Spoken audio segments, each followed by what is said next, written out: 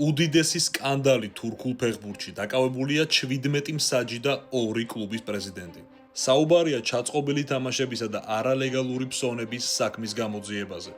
პროკურატურის ბრძანებით თურქეთში მოეწყო ერთდროულად 12 სხვადასხვა ქალაქში რეიდები, მათ შორის სტამბულშიც და მოხდა უმასშტაბურესი დაკავებები.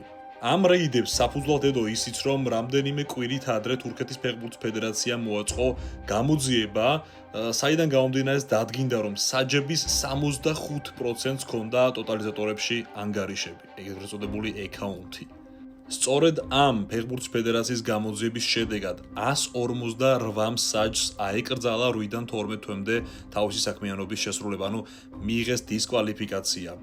თურქულ პრესაში ის ამბავიც კი გაჟღერდა, რომ ერთ-ერთმა მსაჯმა 18,000 ფსონი დადო ტოტალიზატორში კონკრეტულ პოზიციებზე.